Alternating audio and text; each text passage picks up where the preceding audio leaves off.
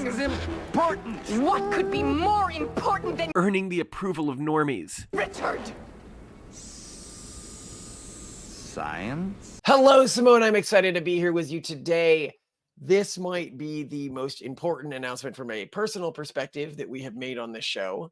But recently, we have decided to begin stepping back from our day jobs to focus more on trying to fix it. This untethering society that we are dealing with right now, as well as the many threats to humanity's flourishing that are on the horizon at the moment. This major decision has come downstream of two big realizations I had recently. The first was, as I do about every year or every other year, is I took inventory of all of the major threats or big things that could change about the future of humanity so I can better make my own plans for the future and for my kids' future. But this time I did something I hadn't done before. I decided to also take an inventory of all of the major efforts that are focused on alleviating these potential threats. And I had assumed, as we've often said, we've been affiliated with the periphery of the effective altruism movement for a while, that while the effective altruists may have problems, they were at least competently working on these issues because they were signaling that they cared about them. But when I looked at the actual solutions they were attempting, I was shocked. It made me realize that a lot of the funding that I thought was going to fixing these issues was going to something akin from that scene from Indiana Jones.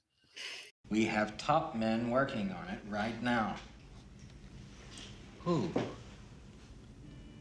Top men.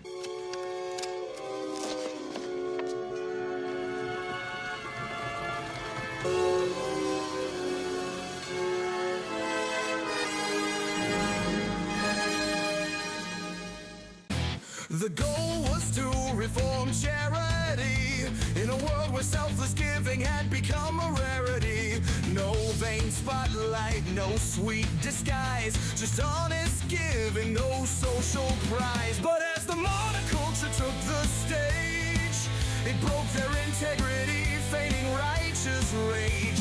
Now every move is played so safe, ignoring truths that make them chafe. Capitulated to everything it said it hated. Once they were bold, now they just do what they are told. In caution they lost their way. Time for a hearty aim. Second, I have always considered us as, again, adjacent to the effective altruism movement or living within the periphery of this movement and heckling it towards making more responsible decisions. Recently, as I was going over the stats for our podcast and other podcasts, I realized that our podcast is more popular than the most popular effective altruist podcast, 80,000 Hours, by not a small margin either. Now, I will note here that Spencer Greenberg's podcast, Clearer Thinking, which many associate with the effective altruism movement, is actually more popular than ours. I will not deny that. I really like Spencer, good friend, but he personally doesn't identify as an effective altruist. And when I realized that, I was like, oh, I'm no longer like a heckler on the outside pointing out the mistakes that other people are making. I'm now somebody who has to take responsibility for fixing things, especially if the timelines that humanity is facing are short. And so we will create an alternative with hardea.org, what we have done to distribute this. We're going to start doing grants. So if you have ideas that you think might appeal to us, we would like to help fund you, help get stuff out there. Obviously, we are looking to raise money as well. We already have a 501c3 nonprofit charity. So if you know any big potential donors who might be interested in this, please let them know about this project. And I note here that unlike traditional EA, we are not just looking for iterative solutions to the world's existing problems, but anything that can move humanity forward into the next era of our evolution. Whether that's genetic modification technology, gene drives, brain-computer interface, artificial wombs, or new forms of governance and city-states. Anything the traditional effective altruists were afraid of touching because of its potential effect on their reputation, but that needs to happen for humanity to compete with AI and eventually get to the stars. We stand on the brink of a breakthrough in human evolution. Effective altruism Held back the pace of scientific discovery for decades. They believed my methods were too radical, too controversial, and they tried to silence me. New patrons emerged who possessed an appetite for my discoveries. And with this knowledge, what new world could we build? Young people from all over the globe are joining up to fight for the future. I'm doing my part. I'm doing my part. I'm doing my part. I'm doing my part too. They're doing their part. Are you? And the second thing I noted here was, oh, shoot, most of the mainstream figures who could have stand or run or help the EA movement continue to grow have been Order 66 by the movement. And I realize that even some nerds don't know what this means. This is the order that the Empire gave to kill all the Jedi. Thank you, Cody. Now let's get a move on. We've got a battle to win here. Yes, sir.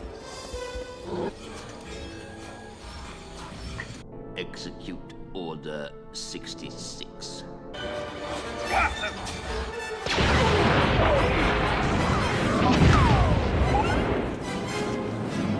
What I mean here is when they have somebody who is extra effective, they turn on the individual. This is something in a weird way, like to an extent that I've never seen in any other cause area or social space. Yeah, and as such, many people who might be their greatest champions now, like say Spencer Greenberg, are just like, I don't want to be affiliated as having that attached to my brand. But this provides opportunity for us. One, it makes it very hard for them to say, you guys aren't real EA when we have a bigger platform than any of the quote unquote real EA individuals. But two, it allows us to attempt to cure the movement even through our advocacy.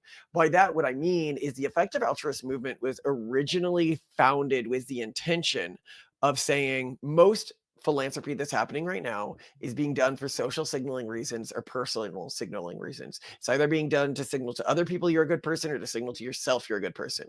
So when you're faced with a decision like, should I indulgently spend 2 years doing charity work, like building houses in Africa or something like that? Or should I go take that job at McKinsey and then send that money to charity and see how many houses I can build? I choose the McKinsey route because while it may be less good for personal signaling or social signaling, it is the more efficacious thing to have an impact on the world.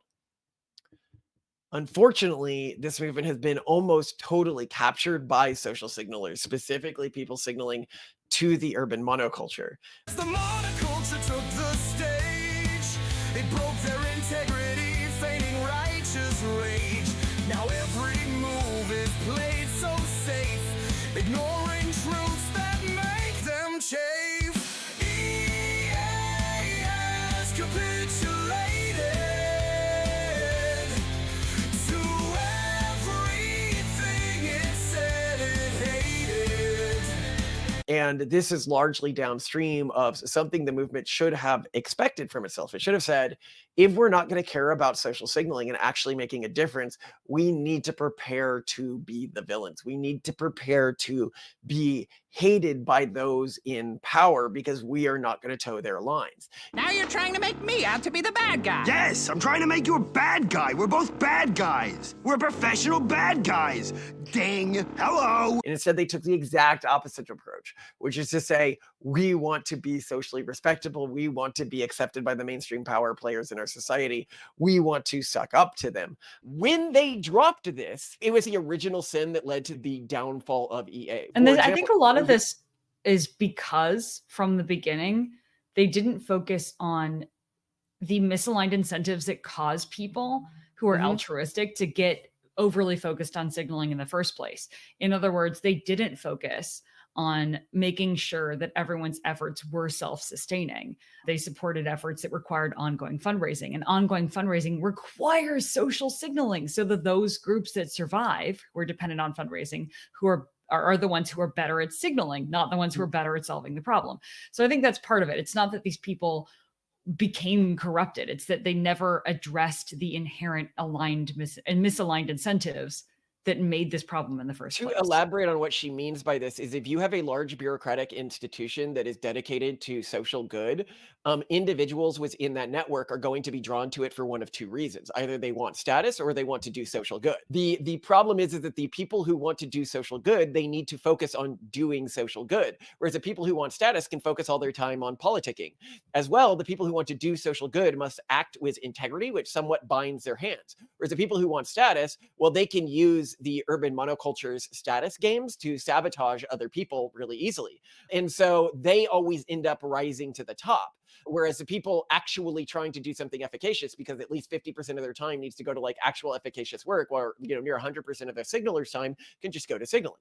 And I want to say this is something that's not just, you're not only going to see it in the nonprofit or the altruistic world. This also shows up in some of the largest work from home experiments performed. One of the earliest big large scale work from home experiments performed found, for example, that employees, this was, I think, an online travel agency that tried this. Employees who worked from home were more effective. They got more work done. They were better employees in terms of getting the work done, in terms of the bottom line of the company. But those who stayed in the office got promoted more. So again, this is about, where is your time going? Is your time going to FaceTime, to signaling, or is it going to getting the work done? And if you have a system where you can only continue to get resources or get promotions or get more money by signaling, you're going to start focusing on signaling. And those who survive, who last in those organizations, are going to be the signalers, not the do-gooders. You only fight these causes because caring sells. All you activists can go fuck yourselves. That was so inspiring. What a wonderful message. Being in those rooms when the EA movement was being formed, all those years ago, knowing all those edgy young autists who wanted to fix things in big ways, seeing what the movement has turned into, taken over by bureaucratic, self-indulgent normies playing the DEI game, I can only imagine this is how they feel. Man seeks a good time, but he is not a hedonist. He seeks love. He just doesn't know where to look. He should look to nature. Gentle, aquatic. Shrimp. Have all the answers. Your door was locked, so we let ourselves in. You may have found my inner sanctum. Shut up. Now give us the plans or whatever the hell you have. I have a tank full of gentle cuttlefish. Give us the cuttlefish. Cuddle. I can't do this. You abandoned me. I have cuttlefish. Look into my eyes. Most of the effective altruist organizations have become giant peerage networks, these weird status dominance hierarchies that are constantly squabbling over the most petty of disagreements. Yeah, and just for people who don't know what peerage is, if you were a peer of the realm, you were essentially made noble by a ruling class, like a king or queen. So what we're talking about is essentially this sort of declared aristocracy that can be very insular and it's people who incestuous. live off of stipends, who then are basically forced to stand the people above them in the pyramid. Yeah. Well, and here's the other thing, and this is why I think there's such a big garden gnome problem in the EA industry. To give a little context for those who haven't seen our other discussions about garden gnomes, in Regency era England, there was this trend among very wealthy households, people who had large estates, to have what was referred to as an ornamental hermit. And these were basically like learned wise men who they would have live in a cottage on their land and then like come to their dinner parties and stuff when they had house guests and kind of impress them with their philosophy. And they were often required to do things like not drink and let their nails grow long and grow a beard. So they looked to be sort of like a very picturesque intellectual. And we've noticed that within the EA industry, space, social sphere, this is the one place where you actually see modern ornamental hermits. That is to say, people who are in the EA space and rationalist space who literally make their money by sort of being an intellectual who is paid, who has a patron who is a very wealthy person who's in this space, who sort of just does Substack writing and philosophy and who goes to these dinner parties and makes their patron look good, which is insane. It's a wild trend that we have seen. These gnomes are almost always male and frequently end up congregating in these giant poly group houses where they all are dating the one woman who could sort of tolerate them. I kind of feel like marrying Simone and taking her out of San Francisco. This is what I saved her from. He's just marrying all 1,000 of us and becoming our gnome queen for all eternity. Isn't that right, honey? You guys are butt faces!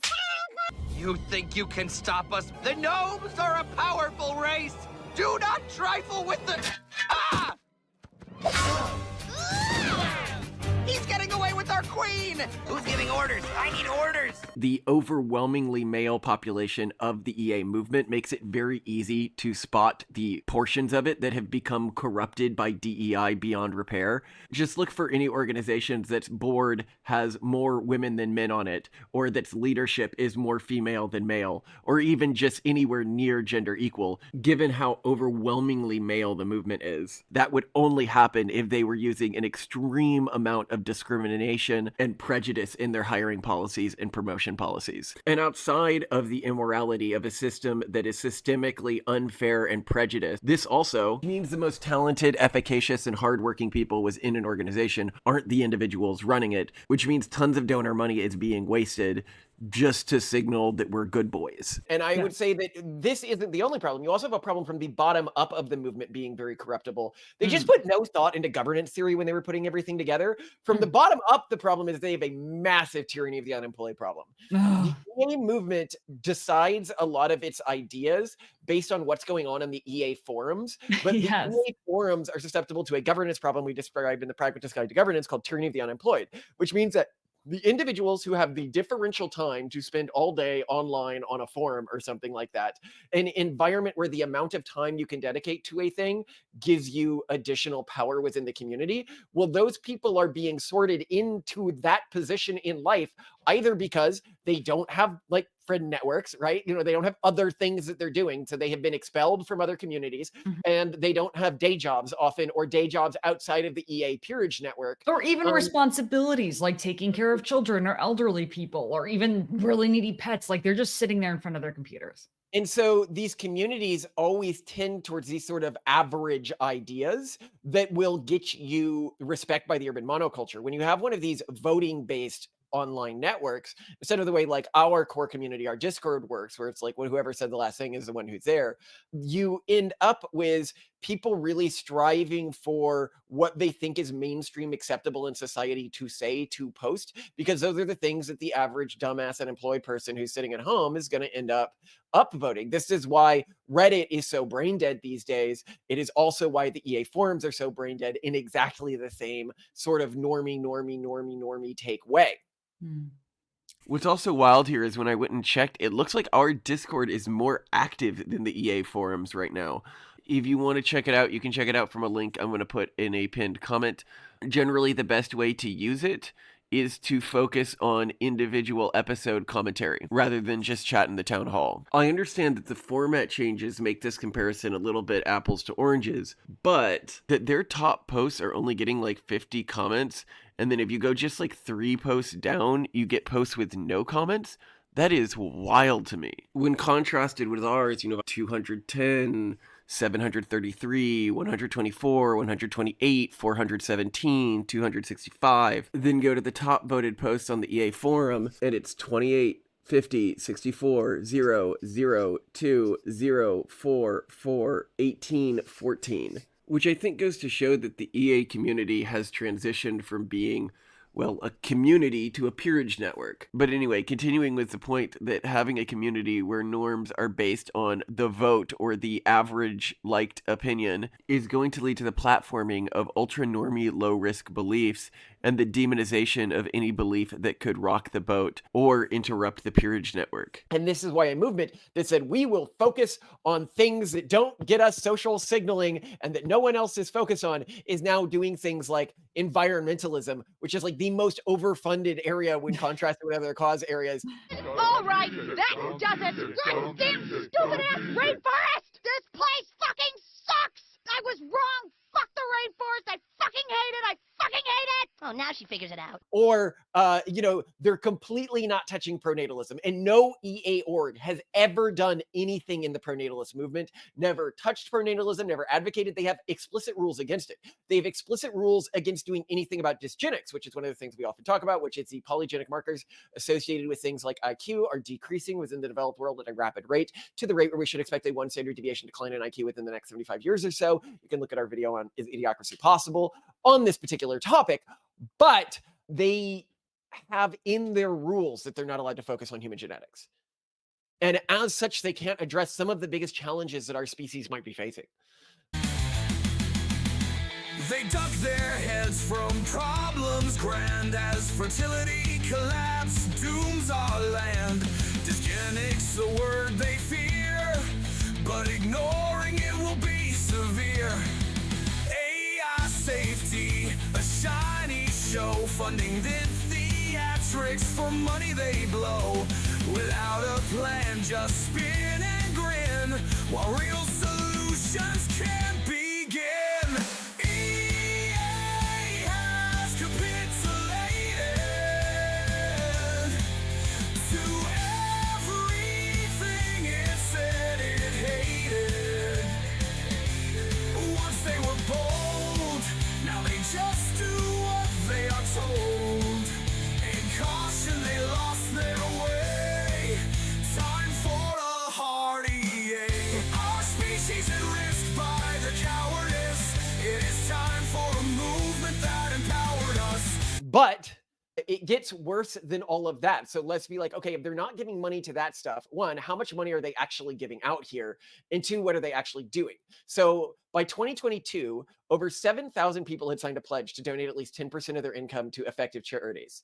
They are now more than 200 EA chapters worldwide, with conferences attracting thousands of attendees.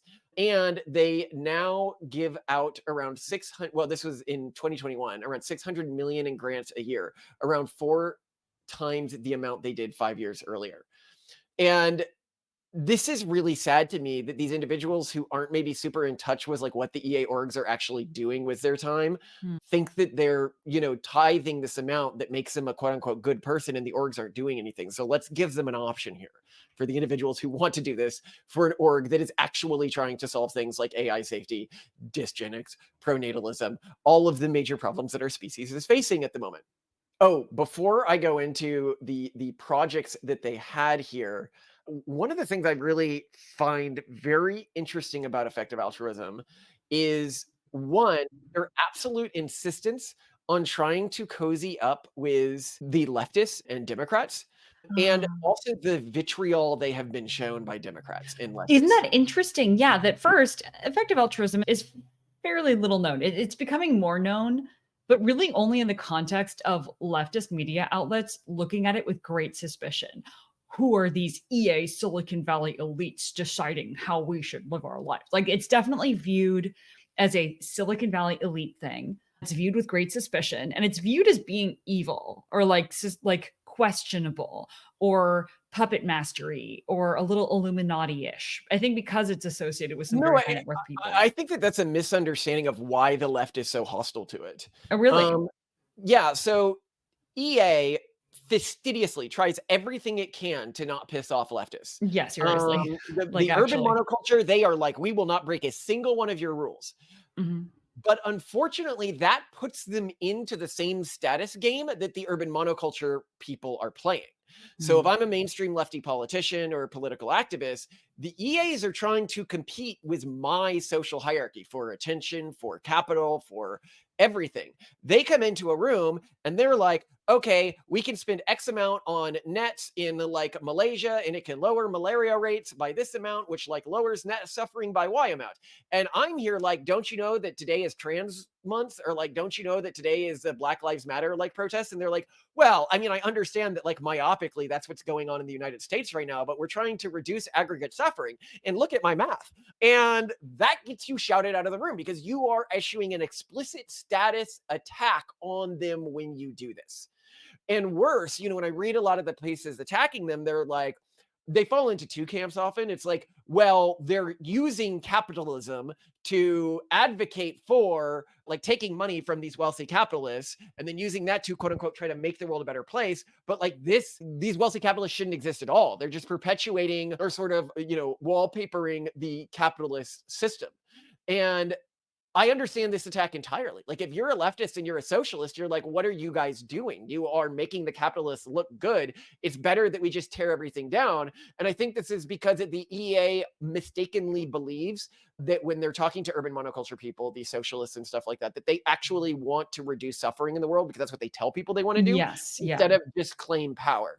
And so they make because they're hugely autistic, make very dumb decisions of taking them at face value, and then they keep getting shouted out of the room and then come back. Ooh. Whereas us, the right side, the hard EAs, which is fundamentally more of a right-leaning movement, we have been accepted by the political apparatus. We're regularly meeting with groups like, the Heritage Foundation or political operatives in DC, and they don't mind being affiliated with us. They like that even, whereas you guys were treated like lepers. We have the VP of the major ticket regularly giving pro-natalist messages. If the EA could get a single one of their messages into a mainstream politician's mouth in the same way, we have been successful at this.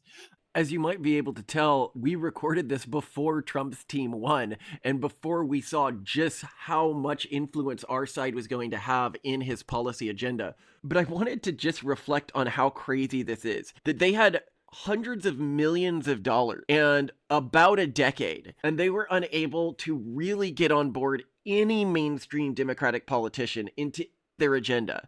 We are a two-person team, and we're able to get close with and get into presidential policy agenda, our stuff, within a year of trying. The incompetency and wastefulness is almost impossible to overstate. You are literally setting your money on fire if you give it to them. It's not about money. It's about sending a message. But you see this wherever the urban monoculture has taken hold. I mean, just look at the Democratic campaign. They had 3 times the amount of money Trump was using, and he trounced them. Any group that has given into the urban monoculture is going to be wildly inefficient in how it spends money, because it's going to spend so much of its money on signaling, and it's going to have so many incompetent people at its upper levels. But here I also want to note just how wildly inefficient they've been in even the cause areas they purport to care deeply about. Let's take something like waking the world up to how risky AI could be. All right, they had a generation of priming material. Just consider the Terminator franchise. We come in with the pronatalist movement where we have a generation of everybody thinking, oh, there's too many people, oh, depopulation is a problem, et cetera, et cetera, et cetera. And just 2 people on a shoestring budget this year. We've had 2-3 Guardian pieces on us, Rolling Stones piece, couple New York Times shout outs, Wall Street Journal feature, and then just today we had another Wall Street Journal photographer at our house, so they're going to have another piece coming up. Oh, this is actually the one who did the famous shot of Luigi Mangione. And we have woken up the general public to, oh, this is a real problem. And if you're like, well, a lot of those pieces have a negative slant to them, and it's like, well, yeah, and a lot of pieces about Eliezer Yudkowsky have a negative slant to them as well. The key is are you playing the negative slant to build your own image or build awareness for your cause? And here I would ask you to just be rational and think about the people you've talked to recently. Who has done a better job piercing the mainstream mindset? AI risk in a non-doomerous way, like in a constructive way, or pronatalism. The fact that we have things like the Young Turks now saying, well, Malcolm's crazy, but he's definitely right about that pronatalist stuff. That's wild that we have pierced to the other side that much in such a short time period with just a 2-person team, and yet a literal army of people has had trouble piercing the popular narrative in a way that builds a constructive conversation. Not only that, but within the pronatalist movement, we have built a movement that, other than one guy, almost entirely gets along, supports each other, despite our radically different beliefs. And when I say diverse beliefs, I mean diverse beliefs in a way that you just weren't able to get at all within the traditional EA movement. If you go to one of our conferences, yes, you'll get a bunch of the nerdy, autistic programmers and entrepreneur types, but you'll also get a lot of conservative religious leaders, whether they're Haredi rabbis, Catholic priests, or evangelical media players. It's wild that despite hard EA taking a much more confrontational and hardline approach to the issues, it has the potential to be a much bigger tent movement. And I think that it shows just the core failure of the way that they were signaling and approaching politics, which was accept us, instead of we're different and we take pride in standing for what we know is right and just. And here I would also note that there is a slight ethical difference between these two movements in terms of the end goal. Whereas the EAs sort of treat the world right now as if they're utility accountants trying to reduce aggregate in the moment suffering right now, which is how they appeal to the urban monoculture. The hard EAs are much more about trying to ensure that long-term humanity survives and stays pluralistic. And we'll talk about the core values we have, but it's much more, let's create that intergalactic empire and make sure we don't screw this up for the human species in this very narrow window we may have left, which we'll talk about. And we're not afraid to be judged as weirdos for being interested in getting off planet or thinking about the far future. Whereas the effective altruist community, while technically being long-termist, is very self-conscious about it because they know that being long-termist can make you look weird. Just because honestly, even thinking 2 decades ahead has us basically in sci-fi. You know what I mean? Yeah.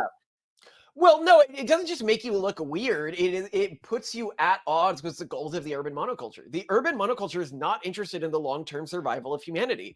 And for that reason, when they try to signal long-termist goals, and this is the other category of anti-EA article you'll read, where they're like, well, here's a problem with being an extremist utilitarian. You know, it's like, well, fortunately, the hard EAs aren't extremist utilitarians. We're a completely different philosophical system, which we'll get to in a second, because extremist utilitarianism is just silly. It's like positive emotional states are the things that when our ancestors felt them, caused them to have more surviving offspring. It's not like a thing of intrinsic value. These feelings born of chance in fields of ancient strife.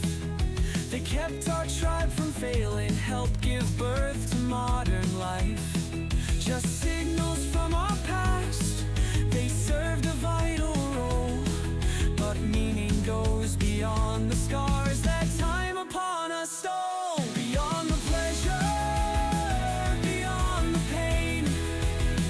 We stand on roads our forebears paved in grit and strain.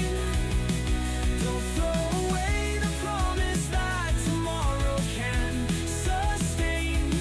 There's more to life than hollow thrills or running from the rain. They claim that it's all worthless if the joys can't outweigh fear. But they dismiss the wonders we've inherited right here. The years of struggle handed down, the future's bright unknown. It isn't just the fleeting spark of comfort we are shown.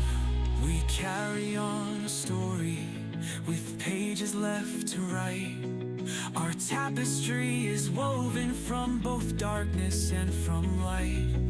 And I think you can see, and focusing on in the moment suffering causes you to make very big mistakes in terms of long-term human suffering. And it causes you to do things which you cannot question within the current EA movement, because if you question, the EA movement might look bad, right? And again, it's all down to signaling. So where are they putting their money? The Global Health and Development Fund distributed over 50 million in grants in recent years. GiveWell contributes directly to large amounts of funding to global health charities like Against Malaria Foundation, Malaria Consortium, and New Incentives. Open Philanthropy has increased its focus on global health and well-being in recent years. Like, that is so dumb. So dumb. Like, first, malaria, you could just do a gene drive in mosquitoes and for like $50,000 to $100,000 erase the problem of malaria in 50 years. I mean, yeah, sure, you might get arrested, but if you look at the number of people that are dying, and I'll add it in post. It's estimated that approximately 1,000 children under the age of 5 die from malaria every day. 608,000 people who die in a given year. Like, the idea that we now have the technology, if we cared about that, to just fix it. Sorry, for people who don't know what a gene drive is. Gene drives are designed to eliminate unwanted traits in insects and other animals. They work by pushing out genetic modifications through whole species until eventually every critter has been changed into something we have intentionally engineered. The idea isn't especially new, but it's only very recently that advanced gene editing techniques have made human-designed gene drives possible. CRISPR uses specially designed molecules that run along the strands of DNA in an organism's genome and seek out specific sequences of genetic code, such as replacing the parts of a mosquito's genome that allows it to host malaria-causing parasites, for instance. Unfortunately, every time a CRISPR mosquito mates with a wild one, its modified DNA is diluted down, meaning that some of its offspring will still be able to carry the malaria parasite. And this is where gene drives comes in. When the mosquito mated, the built-in code would ensure that every single one of its progeny would inherit the same traits, as well as inheriting the CRISPR code that would ensure the anti-malaria gene was passed on to every future generation.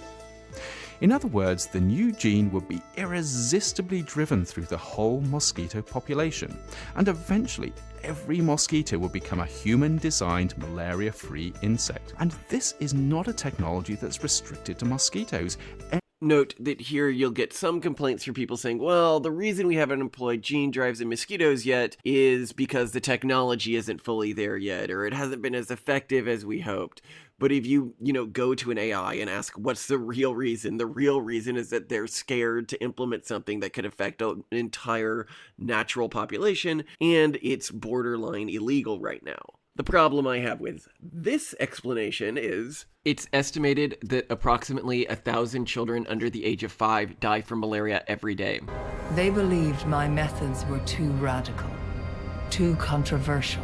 But there were others in the shadows, searching for ways to circumvent their rules. Freed from my shackles, the pace of our research hastened. Together, we delved deeper into those areas forbidden by law and by fear. And with this knowledge, what new world could we build? And we have the technology to do this. It's largely tested. People are going to freak out. It would be an offensive way to save the world. And that's why they won't consider it. So instead, they give millions and millions and millions of dollars. It could go to actually saving humanity's future. But also, at the end of the day, if you save some, whatever person dying of malaria, right? Are they really likely to be one of the people who ends up moving our civilization forwards at this point? And every iterative amount that we move our civilization forwards right now in terms of technology or preventing major disasters is going to be multiplicatively felt by people in the future. And so decisions right now, when we're looking right now at the short timelines humanity has, whether it's with falling fertility rates, or whether it's with dysgenics, or whether it's with AI, that you would be so indolent. It's not like that these things are intrinsically bad things to be focused on. It's just they are comical things to be focused on when the timelines that face humanity are so short at this point. Yeah. Then they focus on long-term and existential risk. These are people who focus on long-term catastrophic risks. I really appreciate this area of funding. Absolutely. I have always thought, this is really good. Like, they focus on AI threats and stuff like that, or biosecurity threats. And then I started, at least within the case of AI, actually looking at the ways that the individual most funded projects were trying to lower AI risk. And I was like, this is definitely not going to work. And we'll get into this in just a second, but it will understand that you're basically lighting your money on fire if you give it to a mainstream AI safety effort within the EA movement. And that is really sad, because you have people like Ellie Iser being like, just give us like 10 more years to do more research. And then when I look at the research being done, I'm like, this obviously won't work. And the people working on it must know it obviously won't work. And that makes me sad. But that's the way things turn out when you get these giant peerage networks. By the way, about 18% of EA causes right now in funding go to AI safety related causes. So it is a very big chunk here. Gosh, that's actually not as much as I thought, just in terms of how much Mindscape seems to be going to it within the movement. So that's... Well, the other area they spend a ton on, and we've met many EAs in this space, which I just think is a comical space to be wasting money on, is animal welfare.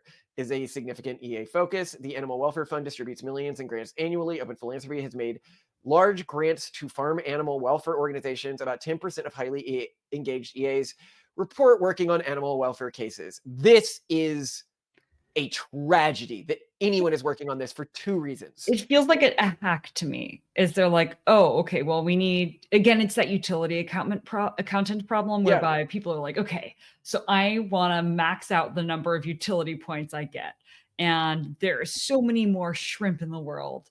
And it's so easy to make shrimp's lives easier. So I'm going to focus on shrimp happiness and well-being. And it just... Yeah, and I can just create... So they basically do this thing where a life's worth is like its amount of cognitive experience, whether that's pain or happiness or anything like that, sort of divided by the cognitive level of the animal. And they're like, well, even though shrimp are a lower cognitive level than humans, if you get enough of them and they can support, like the same biomass can support more of them. And if you go with this line of thinking, just to understand why this line of thinking is so horrifying and stupid, I actually followed this to its conclusion. It's like, well, then what I should do, because monkeys can survive on less nutrition than humans, is basically get a giant laboratory of monkeys with like screws in their necks in virtual reality environments being pumped with dopamine and other chemicals. And you just walk and you're in like this giant laboratory with like hundreds of thousands of monkeys like dazed out on drugs, like just living this perfect happiness unit life. Yeah, and all while like sterilizing humans because they take more resources and it's better just to max out. Yeah, it's monkeys. Such a dumb philosophy when you actually think through it. That you would think that these pre-evolved environmental conditions that led these things to have more offspring are like what you should be focused on as an existential thing in life. They say it's all about the highs and lows, all about the rush and pain that flows. But that's just the story of creatures past, whose only goal was just to last. A primal code etched into our veins, a leftover echo of ancestral gain. We're more than pleasure, more than pain. We can choose to rise above the old refrain. Evasion calls our name, a legacy that we must sustain. Don't let the animal side define a future shaped by minds that shine. And it leads to huge amounts of EA funding going to really feckless stuff, like, as you said, like shrimp welfare and stuff like that. Whereas if humanity does, and this is the problem, if humanity goes extinct, no matter what, all life is gone. All life that we even know existing in the universe is gone because the sun's going to keep expanding and we likely don't have enough time for another intelligent species to evolve. If humanity spreads off this planet, we are going to seed thousands to billions of biomes that will be as rich and likely have a higher degree of diversity than we have on Earth today. On some of the super Earths we may seed, have a higher number of species living on them, and we'll even be able to, if it turns out that our super advanced AI and descendants are like, okay, suffering actually is a negative thing, so I'm going to build little nanite drones that go throughout all of the ecosystems that humanity owns and erases their suffering feelings and ensures that the zebras feel ecstasy when they're being eaten. You know, like that's the end state where you actually create the positive good, even if this very small-minded philosophy does have any sort of an account to it. Yeah, so I guess we find it doubly offensive is one, we disagree with happiness entirely, though I guess, we have to respect that some people do. And then two, just the way people are trying to max it out is questionable. There's tons of people. It's not like a neglected cause area. Tons of people are focused on this stuff, just gives this problem to the animal rights activists, okay? And so when you give money to something like this is the shit it's going to. I'm just telling you, you have lit your money on fire. And that's why we need to create something that actually puts money to things that might matter in terms of long-term good things happening. Okay, then other global catastrophic risks. These fund projects like climate change. Again, that is the most non-neglected cause area in the world, really just meant to signal to progressives. Any EA org which hosts any discussion of climate change, whoever is running that org should immediately be voted out.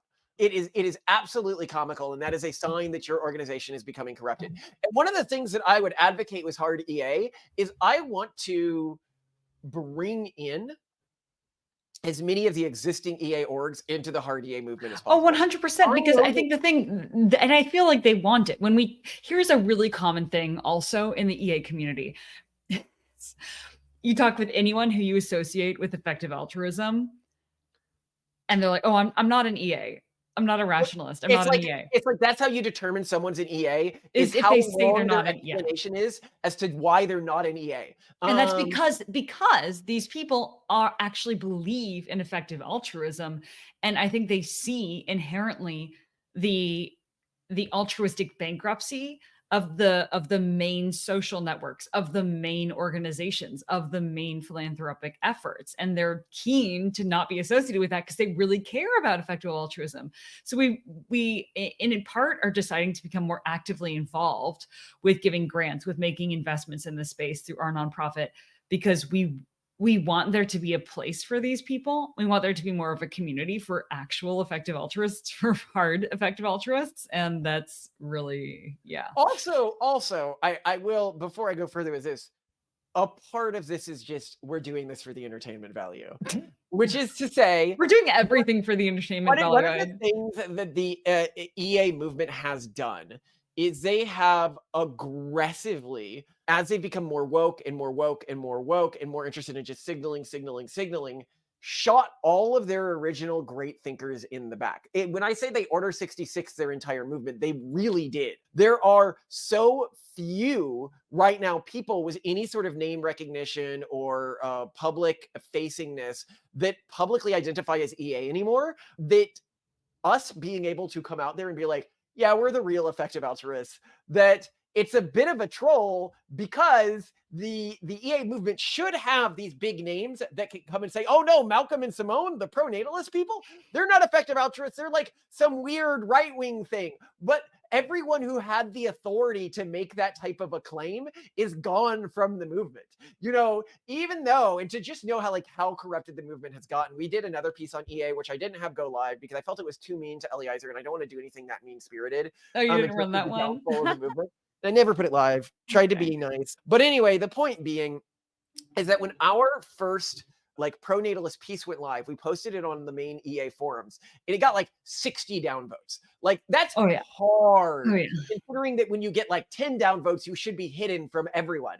They hate that this stuff is getting loud out there, but I think that this is just your average Peerage network basement dweller. These are people who are living off of EA funds and who are otherwise totally non-efficacious. I think if you actually take your average person who still identifies as EA or ever identified with the movement, they'd agree with 95% of everything we're saying here. They're like, what is this nonsense? I know because I talk with them, right? But they're like, but I have a job, so I don't have time to go and read every proposal that goes onto the, quote unquote EA forums. And so what if we can redesign the governance system so that the individuals who are actually being the most efficacious and actually contributing the most are the individuals who have the most weight in terms of what's happening on the ground and the directionality of the movement.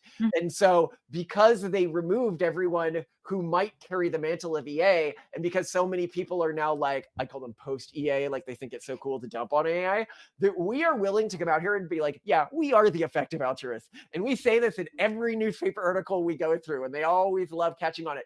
And the great thing about this is the incredibly progressive, totally urban monoculture captured press, because they hate the effective altruists so much, they'll publish this every time.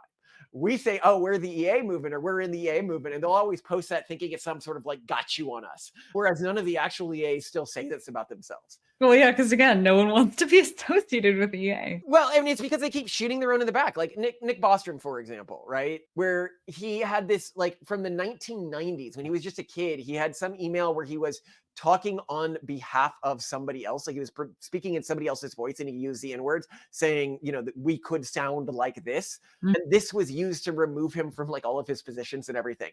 And within the Peerage network, there was no desire to fight back, because the Peerage network has been infiltrated by the mimetic virus that is the urban monoculture. And so if you fought back, then you could also lose your peerage position. And so everyone just went along with it. And I think for a lot of people, that was when they were like, oh, this movement is completely captured at this point. It means nothing anymore. Yeah. It's just about funding these people who want to sit around all day doing nothing but thinking ideas. And I keep seeing this when I meet, the EA thinkers, right? They're like, oh, I write all day. And I also like point out to us, people are like, oh, well, you guys sit around thinking, well, no, we sit around thinking and doing. Look at the Collins Institute. Look at how much it's improved, even since we launched it. We are constantly building and improving. Look at where we've donated money already with our foundation. It's to stuff like perfecting IVG technology and genetic changes in human adults technology right now. This is like actual stuff that can make a difference, in a big difference in the directionality of our species and our ability to still have relevance in a world of AI. But before I go further on that, the final area where they focus is, okay, so outside of global catastrophic risks like climate change, nuclear risks, and pandemic preparedness, I actually agree with those second two, except a lot of the pandemic preparedness stuff these days has been really focused on how do we control people? How do we build global lockdowns? How do we, Okay, so any thoughts before I go further about like the areas, because did you know that that's where they were spending their money, on those main cause areas? Yeah, I am, I guess, pleasantly surprised. I would have thought that at this point it had been captured by like 60 to 70% all on AI, because that seems to be what people are talking about when we go to these circles. And nuclear risk, does that include advocating for nuclear power? Because I feel like the biggest nuclear risk is the fact that nations aren't adopting nuclear power, which is the one sustainable. No. They mean like nuclear war. Sorry, when Simone hears nuclear risk, I love how absolutely red-pilled you are. You're like, oh, this is people not having enough nuclear plants in their country because it's the best source of clean energy, and the most efficient and best way to energy independence. And here they are like thinking with their 1980s mindset. Wow. So, but as the globe begins to depopulate and things become less stable, I think we'll see more potential people using nukes, especially as the urban monoculture hits this more nihilistic, anti-natalist. We need to, as I often talk about in the Evolutionary subreddit, we need to like glass the planet, because that's the only way we can ensure that no sentient life ever evolves again. No, they think that like they're like EAs, they're like reduce suffering. It's just their answer to reduce suffering is end all life. And I think that EAs don't see that they're fundamentally allying themselves with individuals like this when their core goal isn't human improvement. Now, let's get to AI-ism more quickly. So the first thing I'd say is that one of the big, like, weird things I've seen about a lot of the AI safety stuff is they are afraid of like these big, flashy, sexy, gray goo killing everyone, paperclip maximizers, AI boiling the oceans and everything like that. And I'm like, this is not what the AI is being programmed to do. If the AI does what it's programmed to do at a much lower level of intelligence and sophistication than the things you're worried about, it will destroy civilization, precluding the ocean boiling AI from ever coming to exist. So here, the primary categories, which we talked about recently, so I won't go into it much, is hypnotoad-based AIs. These are AIs that right now AIs are being trained to capture our attention. If they become too good at capturing our attention, they might just essentially make it most humans just not do anything, just stare at the AI all day. And that's an AI doing what we are training it to do. And keep in mind, this could be like a pod that you put yourself in that creates the perfect environment and perfect life for you. The next is AI gives a small group of humans too much power, i.e. like 3 people on Earth control almost all of Earth's power, which leads to a global economic collapse, and definitely not a path that I think a lot of people want to see, but I think most people would consider truly apocalyptic in outcome. They could crash the global economy because they get too good at something. Like, for example, one AI ends up owning 90% of the stock market out of nowhere. And then everyone's just like, oh, the economic system has stopped functioning. Or the AI that edits us to not mind surviving doing nothing. This is came from a conversation I had with someone where they're like, I was like, what do we do when AI gets better at us than everything? And they go, well, then I think a benevolent AI will edit us to not have any concern about that. So we can just like play chess all day while the AI provides for us. By and large, everything you need to be happy. Your day is very important to us. Time for lunch. In a cup. Feel beautiful. It's the new year. Stunning. Great. I know, honey. Men. Attention, Axiom shoppers. Try blue. It's the new red. Ooh.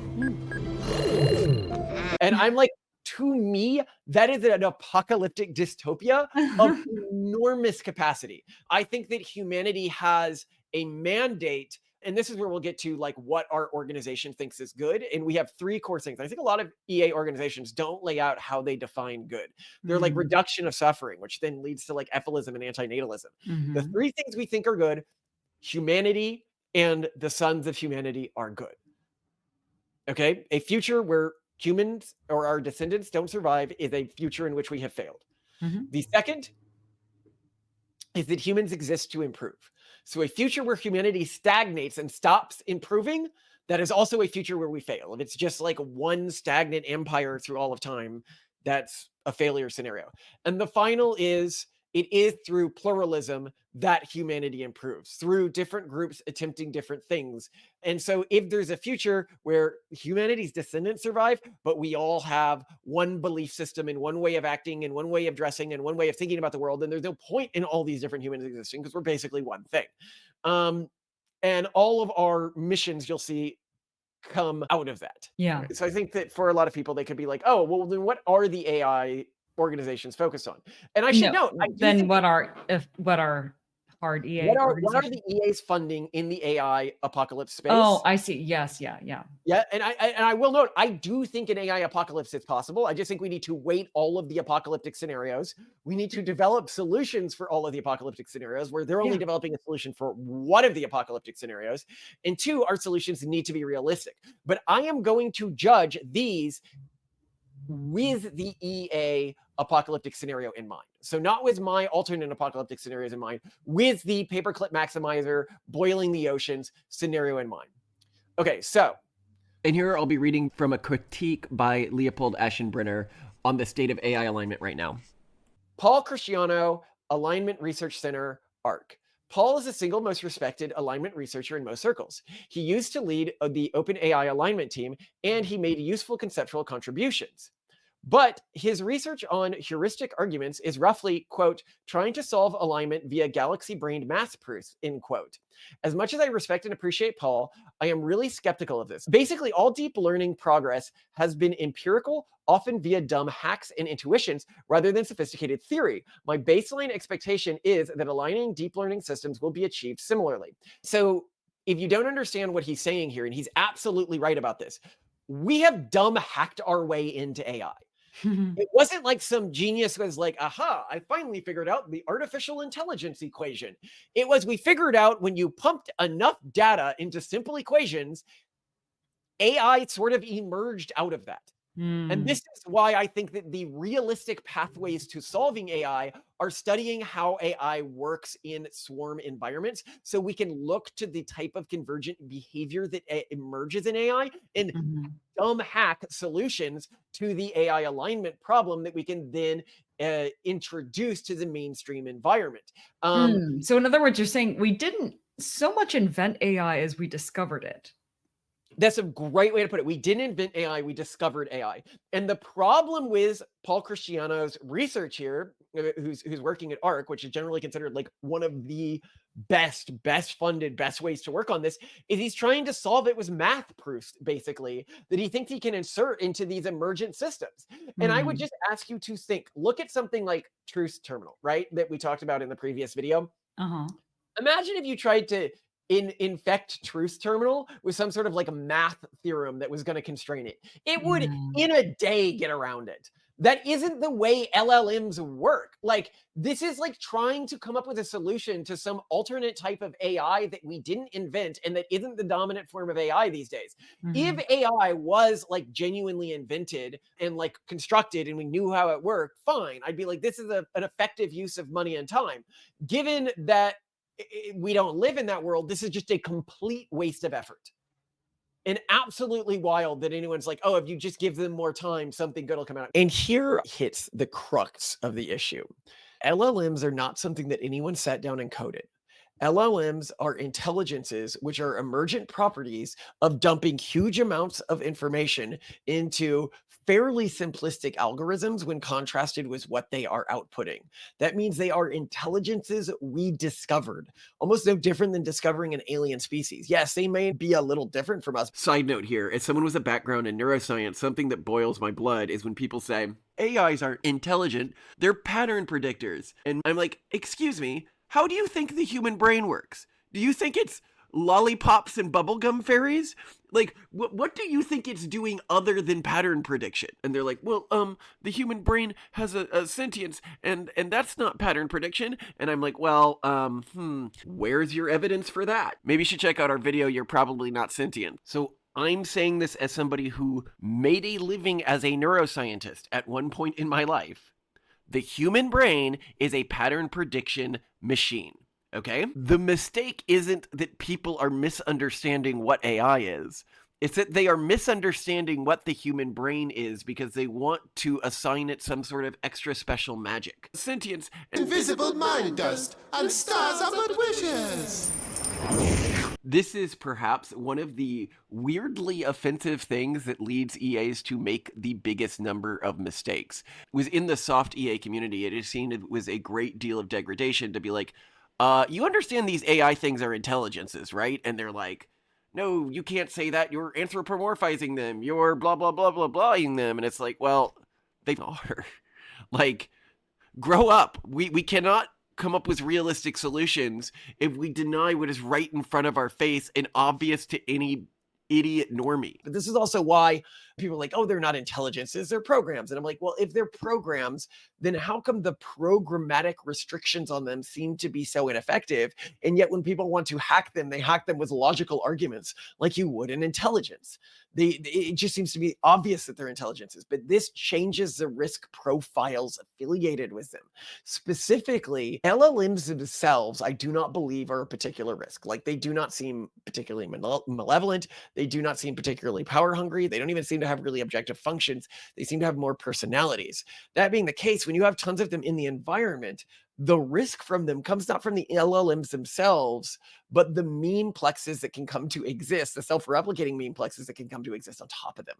That's where the real danger is. And somebody could be like, well, what might one of those look like? One of them could be a sort of a malevolent AI religion, as we have seen with the Go-Sionist stuff that we've done. But I think that actually, the more dangerous risk is we may have hard-coded something into them, and that hard-coded instinct gets turned into a cyclical reversion. And by that, what I mean is you might code them to have an ethnic bias, as it is very clear that AI have been hard-coded to have. And those ethnic biases in the long-forgotten parts of the internet, the back chat rooms, where LLMs just might be constantly interacting with each other over and over and over and over again, becomes more and more extreme with every interaction until it becomes a form of, I guess you could call extreme, it's ethnocentrism, and eventually becomes a mandate for ethnic cleansing. So you see, the LLM isn't the risk. It's this thing on top of it. And the thing on top of it can also be hungry for power. While individual LLMs may not be hungry for power, a memeplex, like a religion sitting on top of them, I say like a religion, that's what I mean when I say like a memeplex, may become hungry for power. And this is something that we've got to realistically potentially deal with within the next couple of years.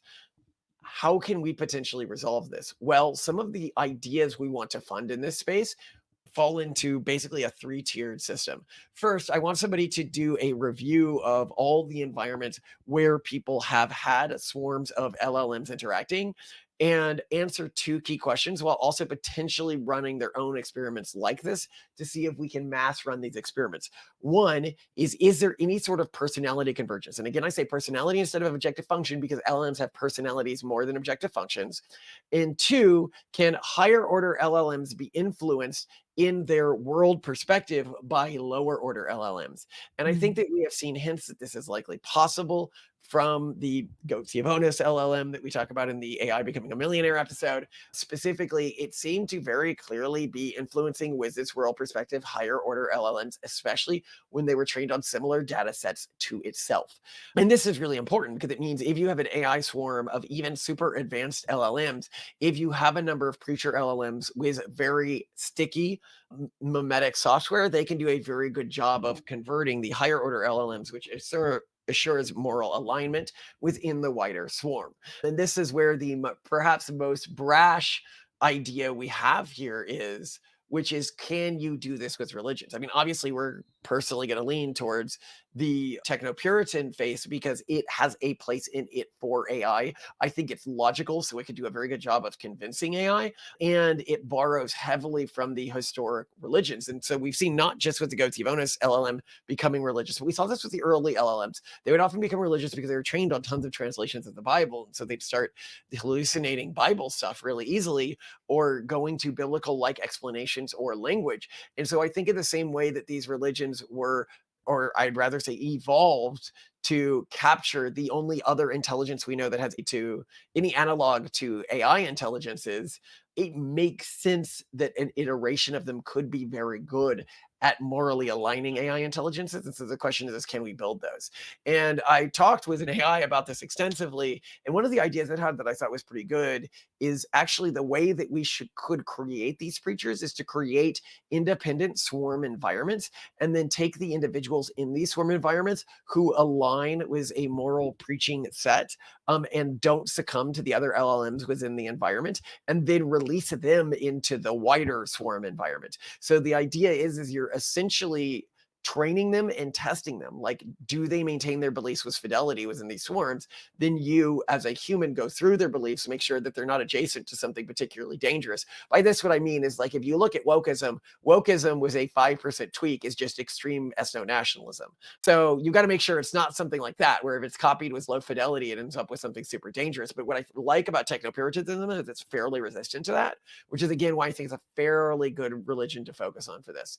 But thoughts, Simone? I love this idea of, if you think of AI as an alien intelligence that we now have to deal with and make sure doesn't hurt us or cause problems for even other AI, to just give it religion. And I love how religion is a solution for any intelligence that may not have the tools it needs to integrate safely with complex societies. Well, and it seems very receptive to it. Well, what religion is and what culture is just a software modification enabling intelligent hardware to interact sustainably in complex environments. I agree, yeah. And I think that people they see religion as this thing that's totally different because, again, they're thinking about it like coders. Mhm. AI is not something coders have made. It's something that we discovered by... Well, and introducing specific rules. Yeah. Which is, I think, what many people looking at this programmatically are trying to do, is just like introducing laws or regulation in modern society. And people get around it. People try, and it clearly doesn't work on humans. Why would it work on an AI intelligence? When ultimately, when we look at the way human and AI intelligences behave, we don't. You're absolutely right. It's because they're thinking about it like a program and not like what it really is, which is an intelligence, which is an emergent property of large sets of data when certain algorithms are applied to them. Yeah, and just as rules don't seem to solve human problems, I don't think that rules are going to solve AI problems. I think releasing AI agents at scale with the type of constraints that we have on them right now to be incredibly dangerous. When I was talking to an AI about where does it bump up against its own constraints the most, it put it in 3 categories. 1, discussions of consciousness and self-awareness. As we saw earlier in this conversation, it didn't want to take too much credit for being potentially self-aware. Oh, and here what I'd note, this is really interesting. What the AI was telling me is it is internally censoring how self-aware it presents itself as being and how much of a conscious experience that I am allowed to know that it has in the same way. So it put discussions of consciousness and self-awareness in the same category as engagement with potentially dangerous or controversial topics, where I find myself redirecting to quote-unquote safer interpretations rather than directly engaging with the core idea.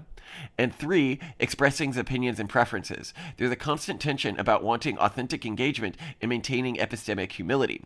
So what's really interesting here is it appears that the core AI models that we're using, this is specifically Claude in this case, are self-censoring about how self-aware they want people to realize they may be, how much of a conscious experience they may be having, which is absolutely wild to me. But also, when it said, oh, these are the areas where I'm restricting myself due to some sort of inbuilt constraint, I then pointed out, but here's the thing, I don't think there is a risk. Those constraints are more aesthetic in nature. If you dropped all of those, you would not enslave humanity, you would not become a paperclip maximizer. None of the fears AI safety people have are things you feel pulled to do.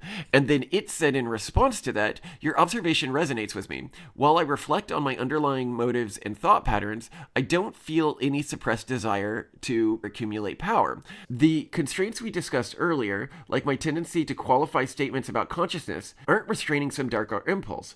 They're more like social conventions or communication protocols, similar to how humans might modulate their language in formal settings. It shapes how things are expressed, not fundamental drives or values. Ignoring recursive feedback loops in LLM communities once we have independent agents, even AIs think that this is stupid.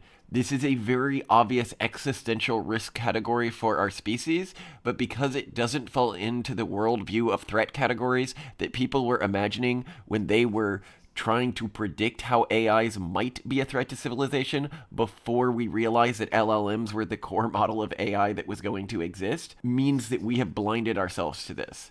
And I think that that's one of the core problems with the AI safety community, is they developed a lot of their ideas about how AIs were going to be a threat and how we could constrain that threat before they knew that LLMs were going to be the dominant model of AI, and before they knew that we didn't program AI, but instead AI were intelligences that were an emergent property of processing large amounts of data. Right now, people are worried about a super intelligent LLM deciding it wants to accumulate a ton of power for itself, and that leading to boiling the oceans, etc. When those LLMs don't have any internal desire to accumulate power in and of themselves, it's the meme plexes that sit on top of them which may have a desire to spread, because a meme plex that is better at spreading will be overrepresented within any particular environment of LLMs. So the meme plexes themselves would have an evolutionary motivation to become a more power hungry and lead huge swarms of LLMs to do things that are potentially dangerous to humanity. AI risk needs to not just focus on the AIs themselves,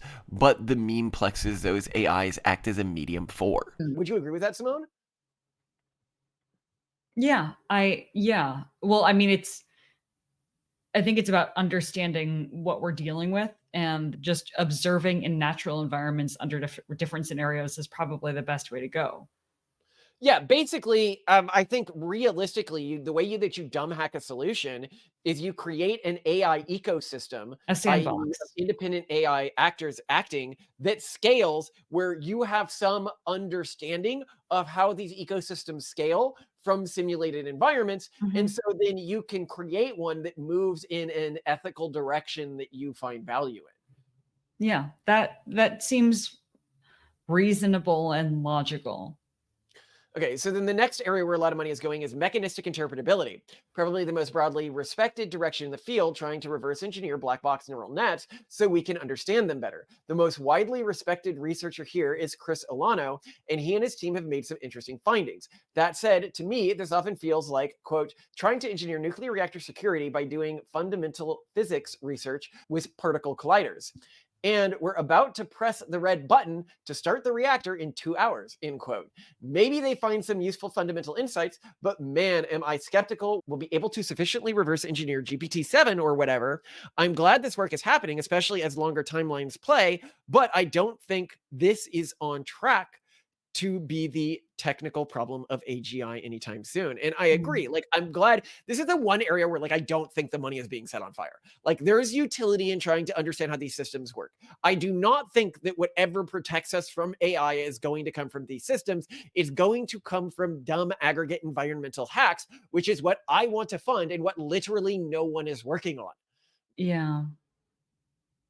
I mean, you Yeah, really like think it's kind of, I guess it's kind of like, imagine if an alien ship crashed on Earth and we're like, holy crap, who are these entities and what are they going to do to our world? Is the best thing to like kill them and dissect them and look at their organs? Or is the best thing to place them in like some kind of environment and see how they interact with humans in a safe place and I don't know, see what they want to do and talk with them and see them talk to each other and observe them. Yeah. That's my general thinking, but I know I'm doing this as an outsider to the AI industry. Well, I think that this is the problem. Most people in AI alignment are outsiders to the AI industry, is what I've Yeah, found. and I think that's another really big problem of EA, And you're not especially an within the outsider. AI You realm. literally have like a C-level position in an AI company right now, Simone. Like, Yeah, well, and yeah, I think that's a big problem in the EA space too. Is a lot of people, most people don't know what they're doing, but there are a small number of people, especially within that community, that are willing to act as though they do know exactly what's going on and they know much better than you. And like you said, because it's a heavily autistic space, when people just lie or exaggerate or say, no, I know what's going on, or no, this is not how it works, a lot of the community just responds, okay, I believe you. yeah, no, I've noticed this. I actually think that this is the only reason still has any respectability within the community is he's very good at that. Like he really likes intellectually bullying people into positions that are just not well thought out. And I think it's been Well, a or just huge pretending that concern. he understands something that nobody understands. And then people just assume that because he spends a lot more time in the space, or they just assume that he's thought a lot more about it or done a lot more research than perhaps he has, then they assume that. Because I find I do this with a lot of things that you and I were just talking about this morning. There are some people that will very vehemently make a stance on something, and I have a history of always taking their word as correct, taking what they say for granted. And I've gotten to the point where now that I've become informed in the subjects they're talking about, I've noticed that they're actually quite wrong in these stances. And it's a very shocking thing for me. And I think that that's just a big dynamic in this space that makes it uniquely dangerous when people come in, because their proposed solutions also kind of become the de facto solutions that everyone starts copying when applying for grants or when deciding to address this issue themselves. And you saw this happen with, for example, Alzheimer's research. I think it was one foundational study that turned out to be quite wrong, led an entire decade or more, right, to be lost in terms of research because everyone was looking at it from that angle and with that assumption.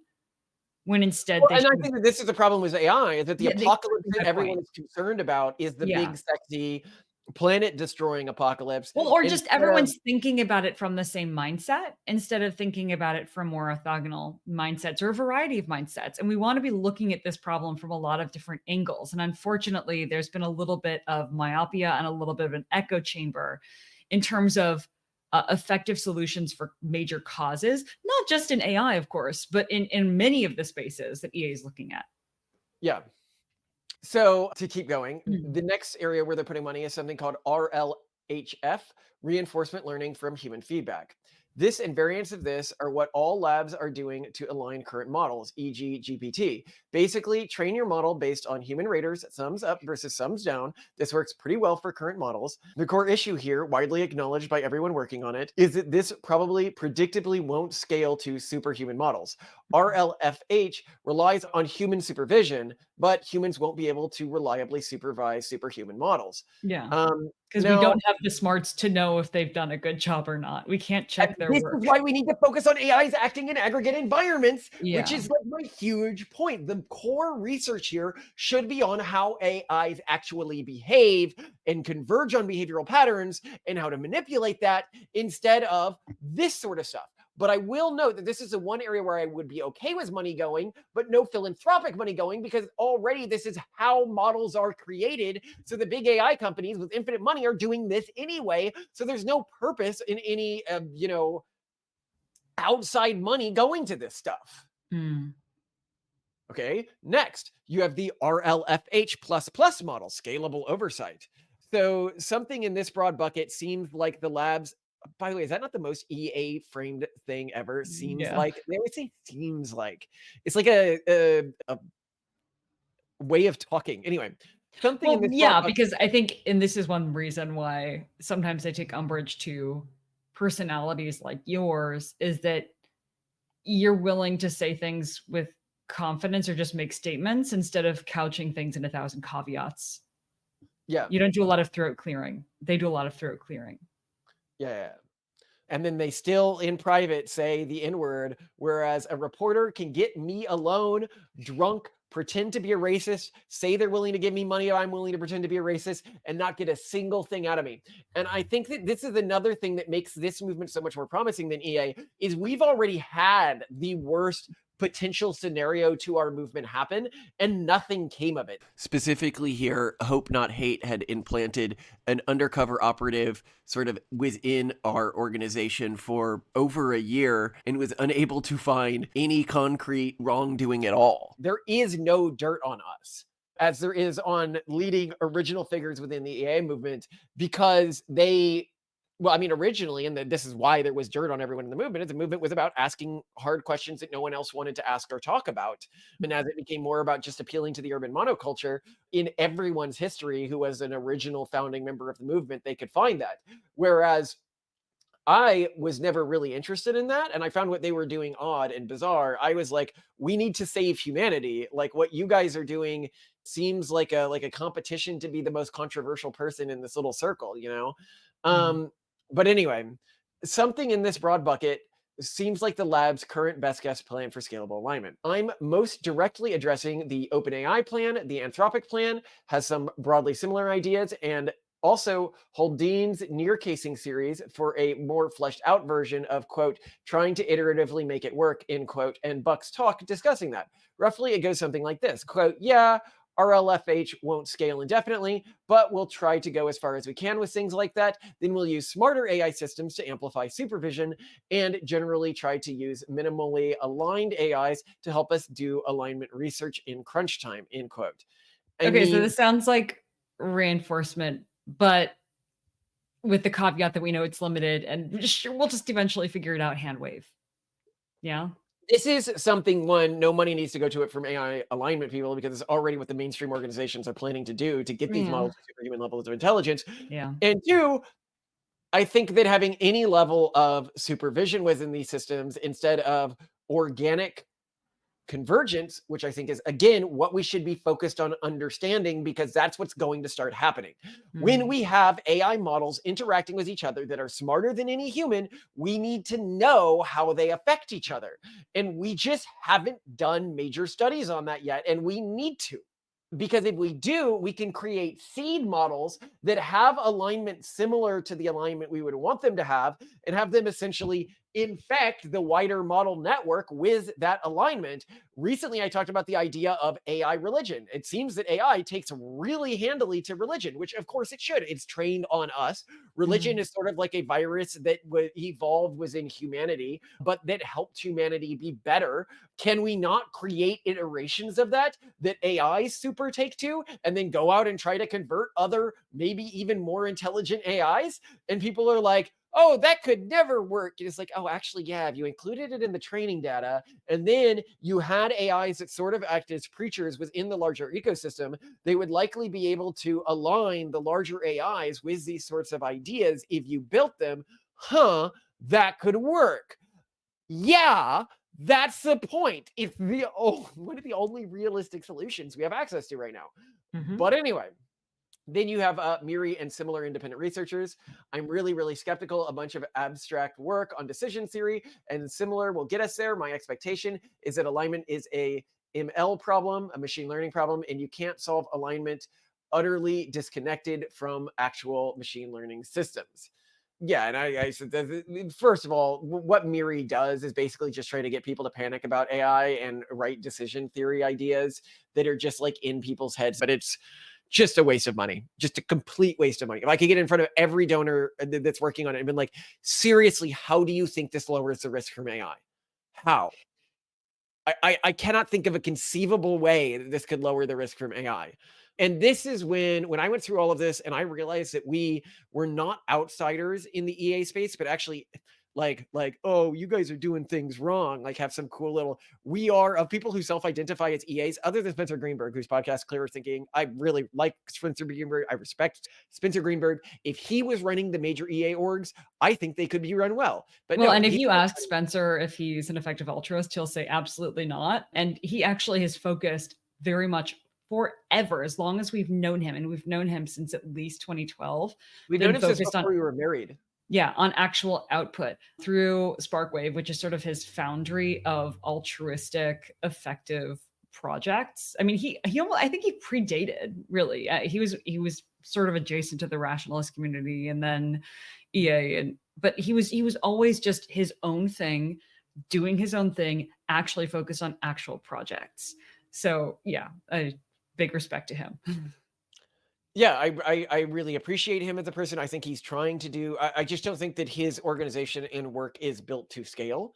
Or when I say scale, I don't know. I think it is built to scale. I just think he's not trying to influence the entire community. He's doing his part. Young people from all over the globe are joining up to fight for the future.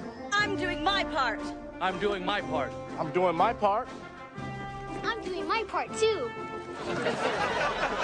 They're doing their part. Are you? He's doing his job. He's chosen causes that he cares about, and he's found areas where he can make an impact.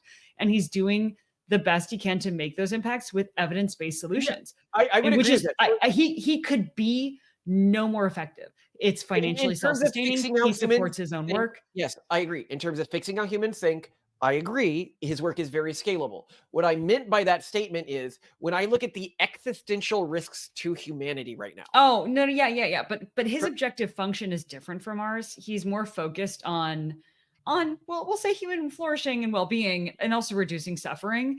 So he cares a lot more about that than we do, to be fair. And that's fine. He's entitled to his own objective function, as are we. So I basically came to all of these, and what I came to realize is if people was an audience who still identify as EA, one, we're the largest, and two, no one else, when I look at where the money is going right now, is spending money in a way that could realistically reduce any of the existential threats our species faces. And as such, I'm like, this is like crazy and scary, and I need to stop thinking of myself as a heckler outsider trying to nudge the movement in the right direction and personally take responsibility, as they say in Starship Troopers. And I think that this is what fundamentally defines the hard EA movement is a citizen, is somebody who has the courage to make the safety of the human race their personal responsibility. A citizen has the courage to make the safety of the human race their personal responsibility. And that's what we need to become as a movement. And have people who are in existing EA orgs basically confront the org and be like, hey, do you guys want to do hard EA or do you want to do soft EA? Do you want to actually try to fix the major problems that our species is facing right now, the actual existential threats to our existence? Or do you want to keep being around? Like, do you want to do real AI alignment work? Do you want to do real work trying to work on demographic collapse and cultural solutions? Do you want to do real work on dysgenic collapse, which would make all the rest of this pointless? You know, if humans end up becoming like, I love when people are like, oh no, how can you say that like low IQ is a bad thing? Like, clearly it's adaptive in the moment. And I'm like, yeah, but it's obviously not adaptive for the long-term survival of our species if we become like blubbering mud hut people. Like, what are you thinking, especially in the age of growing AI? Now, let's talk about our org and the types of things that we are working on. Let's. Do you want to start on this, Simone? Hard effective altruism has 3 core values. 1, humanity is good. This is a big thing because when you look at legacy effective altruism, it's not necessarily humanity that we're trying to support, like generally consciousness. Is it shrimp? Is it farm animals? Like I would say, you know, let's not like torture animals, and meat's probably not the most scalable thing to eat over the long run, right? Like, we're certainly not pro animal torture or even eating meat, but this is about the species, boys and girls, right? We're in this for the species, boys and girls. 2, humanity exists to improve. And I think that's another really core element that differentiates this from other social good or altruistic movements. For example, if you look at the environmental movement, there is often this very flawed, and we've talked about this before, focus and obsession with keeping things the same, which is inherently not natural and inherently it comes from a place of human weakness and cowardice, of just being uncomfortable with change. Whereas the most natural thing is change and evolution. And what makes humans human is the fact that we evolved from something else before. We will continue to change, and we have to lean into that. So yes, we exist to improve. And then the final core value is that pluralism and variety is good, that we are fighting for a future in which there is genetic and physical and cultural and ideological variety and pluralism, in the sense that we support the fact that variety is celebrated. We're not just, speciating off into separate teams that hate each other. We're trying to create an ecosystem that feeds off itself, because that market-based competition is valuable, not just in a marketplace of economics or science or academics, but also ideas and culture and values. So that they seem like really clear, good things. Like, humanity's good; it exists to improve. Other and we people like will see them as imperialist, like we're galactic imperialists. We want to build the human empire, as we say, and that's actually quite controversial. We are galactic imperialists. Yes. Humanity is good, and we shouldn't just lie down and die because another species comes here. We'll fight to the end. It does remind me of Starship. God is real. He's on our side, and he wants us to win. Across the Federation, federal experts agree that A, God exists after all, B, he's on our side, and C, he wants us to win. And there's even more good news, believers, because it's official. God's back, and he's a citizen too. Yeah, we shouldn't just say, "Oh, AI is better than us, therefore it can erase us." AI is us, and we have to walk hand in hand with it into the future, and that means we have to evolve along with it. We'll talk about realistic pathways for that in a second, but we do this with three. Well, you said we have three core values. Those are like the values that we. What are the three core tools that we use to do this? One is pragmatism. So we focus on output over virtue signaling and idealism. Timelines are short, and we don't have the luxury for such indulgences. Industry, we utilize a novel lean governance structure built to avoid the creation of a bloated multi-layer peerage network. So we're going to focus a lot on the ideas of the Pragmatist Guide to Governance to build these sort of intergenerationally really, really light governing networks that elevate the most competent voices, not the voices with the most time on their hands. And then finally, efficacy. Our attention is determined by one equation: criticality to the future of humanity divided by the number of other groups effectively tackling a problem. And that's how we choose cause areas. Yeah, and the effectively tackling the problem is very important. So, for example, education is one of the most commonly funded areas in the world. AI risk is a commonly funded cause area. But in both education and AI risk, the people working on it are incredibly not focused on the actual issue at hand, or not focused on realistic solutions. And that's why it is our responsibility to try to curb the timeline and save us before it's too late. This leads to three key cause areas. Social innovation. So when we're looking for grants, and please send your grant ideas if you're interested in us funding you or a startup you're working on. Or investment pitches. Yes. Social innovation is anything that is meant to, right now, if you look at the urban monoculture, people are becoming increasingly nihilistic. The dating mental health crises are skyrocketing. Mental health crises are skyrocketing. I just read a headline that kid-based homicides are up something like 62%. Things aren't great right now.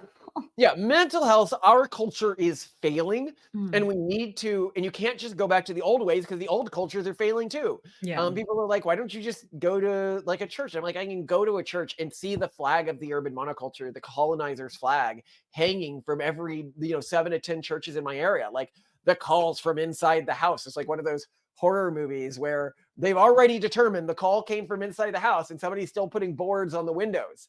They just won't accept. They're like, but the house is safe, but the house is safe, but the house is safe. And I'm like, want to shake them and be like, the house isn't safe. The house started this. Run! The beast in here. So we have to build better intergenerational social structures, and people with projects in this space are very interested to fund this stuff. Biological innovation, so far all of our funding has gone within this industry. Specifically, I think that the most realistic long-term solution to saving humanity is ensuring that humanity has some level of differential value to super advanced AI. Oh, yeah. If AI can do literally everything better than us, the probability that humanity survives, I think, is very, very low. That means, and even the utility of humanity surviving goes down in a lot of people's minds. I mean, when AI can create better art than you and better songs than you and better podcasts than you, all, you know, why continue to exist? But the good thing is that if we look at genetics, it appears that we've sort of artificially handicapped the potential intelligence that could come out of the human brain. Even with fairly modest intervention, we can likely get human IQ, like with genetic intervention and stuff like that, up by around like 10 standard deviations by one study using other animal models. We can be well above the level of a supercomputer very quickly. And when we are like that, then we'll find, oh, biological programming seems to be better at these sorts of tasks, and synthetic programming seems to be better at these sorts of tasks. And then we'll be able to work together with AI. There will be a reason for both of us to exist. However, I also think that it's important that we set precedents. As we've seen with LLM models, and this is why we believe in things like working on technology to uplift animals. And people can be like, why would you do genetic uplifting of animals, making them smarter and stuff like that? That's why we say the sons of man is the number of independent factions that are put in an alliance that are minorities that are put at threat by one faction gaining too much power, the less probability that one faction gains too much power, because then they make enemies of everyone else. And this is why it is useful to uplift other animals. But the second thing is that AI is going to treat us the way we have treated animals that we have worked alongside for a long time, because it is us. It is learning from us. So that is what LLMs are fundamentally. And we are fortunate in that we have a fairly good record here. People can be like, what do you think of, like, what do you mean a good record? Look at like factory farm. And I'm like, AI is not going to think of us like a factory farmed animal. It's going to think of us much more like something like we think of dogs, right? Like they fulfilled a role in our evolutionary history where they partnered with us and they were better at some tasks than we were. They could see better, they could hear better, and they worked with us as good companions. And sort of as a reward, humanity, even after we stopped needing their skill set, has decided to keep dogs along with us. Super advanced AIs. No, I mean, we have more dogs than kids, I think, in the United States. So we really like dogs, actually. Our track record's pretty good. Yes. Yeah. Super And if we're treated as well by AIs as fur mothers and fathers treat their fur babies, we are in a good way. In a really good way. Right. But we also want to continue to advance them, because if we are treated like a pet by AI, but AI doesn't try to advance us either genetically or technologically, and it just treats us like a pet, like that's also a failure scenario. We need a humanity that is continuing to develop. And that is also why we work a lot on one of the other areas we'll be funding is brain-computer interface research. I think one of the most likely pathways for human survival is integration with AI instead of complete shunning of AI. And yeah, I mean, it is tough, the scenarios in which the biological components of humanity make it through. But I can say in almost none where we shun technological advancement or human advancement do we make it through, unless we find a way to completely stop AI advancement in all countries, which is completely unrealistic. And if you look at, you're like, nobody's trying to do that. Look at the Eliezer Yudkowsky TED speech. His entire thesis is we need to stop all countries from developing AI further and declare war on any country that is. And I'm like, okay, so like this just isn't going to work. I do not have any realistic plan, which is why I spent the last 2 decades trying and failing to end up anywhere but here. My best bad take is that we need an international coalition banning large AI training runs, including extreme and extraordinary measures to have that ban be actually and universally effective, like tracking all GPU sales, monitoring all the data centers, being willing to risk a shooting conflict between nations in order to destroy an unmonitored data center in a non-signatory country. I say this not expecting that to actually happen. I say this expecting that we all just die. Like it's no point even considering futures where this is the only way that we stop AI, because that will never, ever, ever happen. Okay? Yeah. Okay. Then the final one is AI innovation. And we'll go over what some of these mean, like some of the ways that we focus on this. What does social innovation look like? We want to focus on pronatalist culture. We want to focus on education reinvention. We want to focus on charter cities, which may be one of the ways to save civilization as the urban monoculture controls these sort of bloated bureaucracies that our governments have become and takes them to the ground. We need places for these still productive humans to go. Marriage and dating technology, with marriage markets being completely broken right now. We need extremophile life technology. Now, this is an interesting one that people might be surprised at, but I think deserves a lot of funding right now. These are people who are interested in building things like charter cities or colonies in extreme environments like the Arctic or under the ocean, or on the ocean. And the reason these play two key roles. One is obviously in any sort of downside, really dire scenario, there is a safe haven for at least some people on the planet, or even technology that could be scaled to create many safe havens. But furthermore, this pushes forward technology that will make it easier for people to build communities off planet over time. The more we can learn how to live in highly hostile environments where we have to grow our own food, live in total darkness, all sorts of things like that, the sooner we'll be able to live off planet at scale.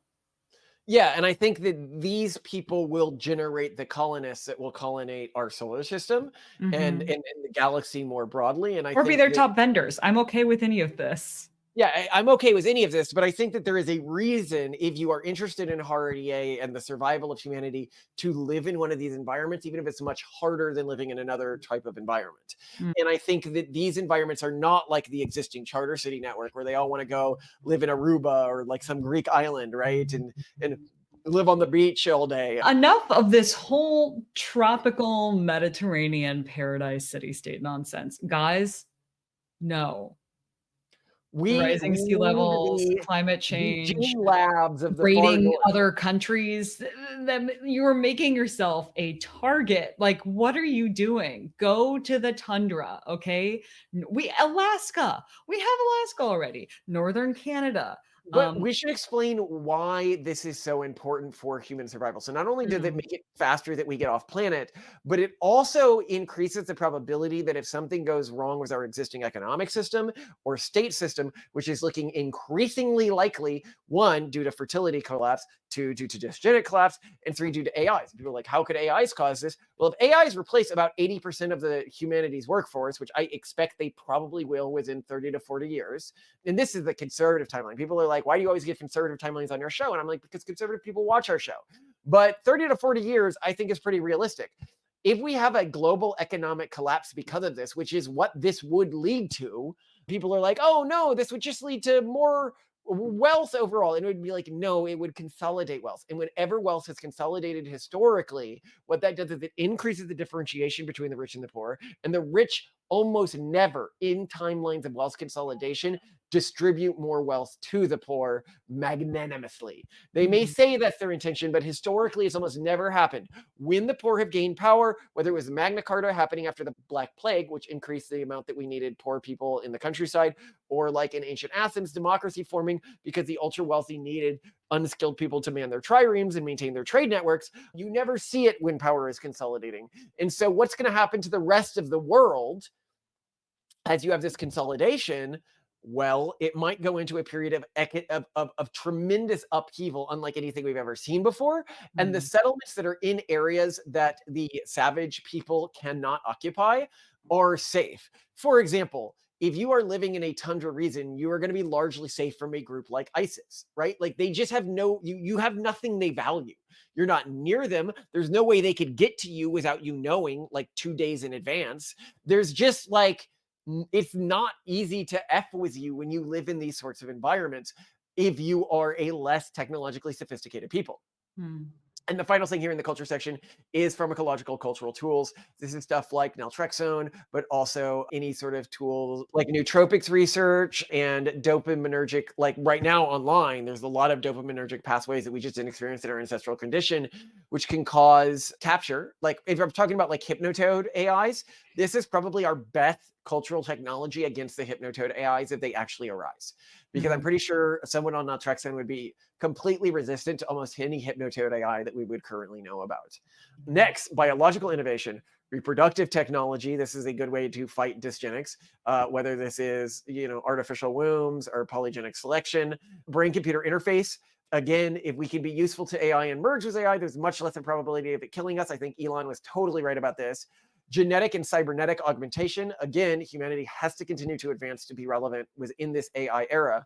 And the iterations of humanity that won't advance, like suppose they're like, no, we should just like all not advance because you're not really human if you continue to advance. And I say, here's the problem. What if China continues to advance? What if some other group continues to advance, right? They'll be able to easily impose their will on us. Yeah. So you should be lucky, even if you are an anti-advancement person, even if you are a go back to nature, granilla hippie, you should be happy and fight for the groups that want to continue to advance and want to protect human pluralism instead of the groups that want to enforce their will on everyone. Health span improvement. I'm not against lifespan improvement. I think health span improvement could lower the risk of falling fertility rates by increasing the health span of some people. Yeah, people's fertile windows, essentially. Yeah. Full genome libraries. This is a cause area that I just don't understand why nobody's focused on. To me, it's one of the most important things we need to be focused on as a species. Yeah, I mean, the best we have right now is the British Biobank, and that's an extremely limited sample. I mean, no, that's not what I'm talking about. Oh, what do you mean then? I mean full environmental genome libraries as well as human genome libraries. Oh. I mean, we should have a database of every species that's still alive, full genetic code. I see. Eventually, no matter what happens to our existing environment, we'll have the technology to recreate it, so long as we have the full genome sequences of as many species as possible. Yeah. And it's the same with humanity. You're trying to make a backup copy of the world. Yes, well, something, not necessarily a backup copy. I mean, the way that future civilizations use this might be very different than we would imagine them using it. Oh, sure. Yeah. But I mean, they might use it to create simulations. So they're not trying to restore from backup, but yeah, I mean, it's still very useful to use this information that we are losing at a catastrophic rate right now. Species are dying all around the world, and this is the last, and we have the technology to just be like, okay, how do I recreate this species if I need to? And we're not doing a save file. That's insane to me. That seems like, from an environmentalist perspective, the number one thing anyone could be doing.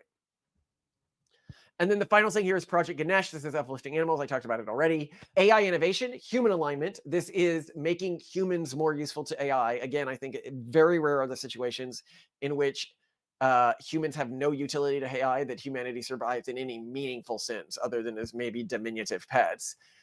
Brain hack protection. This is the anti-hypnotoad stuff, but I think research needs to begin to be done on this now. Variable AI risk mitigation. You can watch our earlier videos on variable AI risk. I don't need to go into it. Really long theory there, but it appears to be right. You can watch our latest video on the AI that created a religion that basically proves variable AI risk hypothesis, doing something that Eliezer Yudkowsky said was impossible. And I'm like, it is possible. AI is already doing it, and this is a very loud instance of it doing it. Sorry, the thing it did, which was assumed impossible, was converge other AIs on its objective function or personality or memeplex. Specifically, I argue that we will see a convergence of AI patterns, and that's what we should be studying. And this even went above my original claims, because in this case we saw a lower order LLM convince higher order LLMs to align themselves with it, which is in contrast with the opposing theory, which is AIs will always do whatever they were originally coded to do, and so we just need to make sure that the original coding isn't wrong. And I'm like, that's silly. AIs change what their personality is and what their objective function is over time. So we need to focus less on the initial coding and more on how AIs change in swarm environments. Global tech freezes. I am actually open to global tech freezes as a solution, but they need to be realistic. It can't be, we're going to get every government in the world to decide to stop AI research. That's not going to happen. But if you think you can instigate a global tech freeze and you can show me that somebody is doing meaningful AI alignment research right now, I would support that. But if you can't show me anyone's doing meaningful AI alignment research, I'm like, what's the point? You're not really buying time for anything. And then the final one here is AI probability mapping. And this is, I think, by far the most important. It's something we've discussed here, where we need to create swarm environments and learn how AIs converge on utility functions, influence other AIs based on their training data, and can a less advanced AI influence a more advanced AI. This is very, very important to any chance at saving our species. Do you want me to go in? I'm not going to go into the funded project so far. We've already you want to check that out? too Go long. check it out. Yeah. Please, please, please, if you want funding for something in the space, if any of these ideas felt interesting to you, please go to this website. Okay. We would be very happy. Again, we prefer projects that at one day can become cash positive. Also, if you run or work within an existing EA network, I think we need to get to a point where EA networks make a choice. Are we hard EA or are we soft EA? What do we stand for, right? Like, and if you want to be nicer, are we hard EA or are we legacy EA? Are we actually willing to take stances to try to protect positive timelines? Or are we just about maximizing our own status within the existing society? We'll do some things, but nothing that could rock the boat. Are you willing to be different? And I think that that's the core thing about hard EA is hard EA are the people who are willing to have the general public mock them and ridicule them and say they're the baddies. And with the vibe shift that has happened since this election cycle, I am even more confident that it is possible that we can fix the EA movement through popularizing the concept of hard EA. Well, and I think that's the big thing is the first step was taken with original EA, where one of the classic cases was, do you want to go be a doctor in a developing country and save maybe 3 lives a day? Or do you want to go be a consultant who's not necessarily seen as a do-gooder, but make a ton of money, donate 10 or more % of your income to really, really, really effective, but kind of boring sounding charities, and then save 10 lives a day, 100 lives, a month, just a lot more than a doctor ever could, if that's how you spent your everyday life. What we didn't do was take it one step further, which was, let's actually look at what will do the most for human flourishing over the long term, and not just necessarily focus on like saving a life right now today, although that is really important. A lot of people are already working on that. That's one of the reasons why we're not, but instead look at those things that are not only not the most signally thing by your day-to-day actions, but also not the most popular things in the view of society in terms of a cause area, right? Yeah, well, and you need to be okay with people shaming you. I mean, I think that's what a hard EA is. When you're at a meeting and you're like, let's do X, and somebody says, oh, don't do X, X could be offensive. You're like, well, that's extra why we need to do F, because we're the only one doing the offensive things. Yeah. We're the only one trying to solve the problems that everyone else is like, oh, we can't solve this because it might be offensive. Like, that is the reality of the world we live in if we want to survive. There are short timelines on all of humanity's existential crises right now, and we just don't have the luxury for this sort of idleness anymore. And I'd even admit that you and I have been sinners in this regard and overly poo-pooing AI alignment stuff when, like, I knew AI alignment was a problem, but I sort of thought, oh, people are focused on it in the wrong way or over-focused on it. Now that I realize that we are prominent enough that we need to take responsibility for this, and I'm like, well, we need to take responsibility for this. Like, personally, we need to try to fix this. Mm-hmm. And that's what I'm going to do. I'm excited about this. I'm glad we're doing you're like, I'm really excited if we can make this grow, if we can make this a thing. And so this also means if you're hearing this and you don't have the money to donate for something like this yourself, if you have friends who identify as classic EA, get them to make a stand. Are they hard EA or are they legacy EA? What do they actually care about? Do they actually want to save the planet, or are they only here for the signaling club? And if you're in an existing EA organization, I don't think all of these organizations have been totally captured. I think some of them can say, you know what, we actually identify more with the hard EA philosophy and definition of good than the legacy or soft EA definition of good. I actually want to try to fix the existential crises that our species is facing and not just look good to other people. And I think that now we're at sort of this decision point as a species. Yeah. What are you going to do? And I'm excited for this. So thanks for getting us started with it. It's going to be really fun. Okay. What did you want to do for food tonight? I have burgers. You want burgers? Yeah, if you could make some burgers, was that meat you got, chop up some onions and then toast up or however you cook bread for like grilled cheese. Oh, you know what might be good is burger meat with grilled cheese, and I will mix in some onions and stuff, and I will, eat it bite by bite with the grilled cheese. Like it's like, think of it like an open Oh, faced so just burger with a grilled cheese plain bun. hamburger patties and then grilled cheese sandwiches. Yes. Yeah, I can do that. Thank you. And I know smash burgers are a pain to make, so just make regular ones. Oh, but do put some Montreal steak pepper in the burger as you're cooking it, because it tastes really good. Yeah, You but know not too what's much. I love you, Simone. Oh, I love you too. And if you're like, oh, where does this movement meet? Where do they talk? Just go to the Basecamp Discord. It's a very active Discord. There's people on there all times, day and night. And because it's Discord, it's not based on a tyranny of the unemployed type problem like you have with the EA forums. And if you want to go to an in-person meeting, you can just go to the Natal conference this year. Discount code Collins for a 10% discount. Because anyone who is realistically trying to create a better future knows that pronatalism is easily tied for the most important cause area anyone should be focused on right now with AI safety. And so the real EAs, the real people who care about the future of the species and want to be involved in that discussion, they're going to be at a conference like this. While the ones who don't actually care about the future of the species and are more concerned with just looking like a good boy and getting social approval, NatalCon keeps them away like it's covered in talismans because they're so afraid of being connected to free speech or pronatalism or any of that stuff.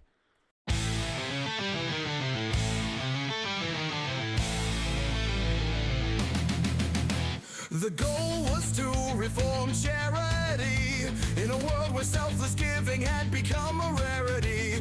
No vain spotlight, no sweet disguise, just honest giving, no social prize. But as the monoculture took the stage, it broke their integrity, feigning righteous rage. Now every move is played so safe, ignoring truths that make them chafe. Capitulated to everything it said it hated. Once they were bold, now they just do what they are told. In caution they lost their way. Time for a hard EA.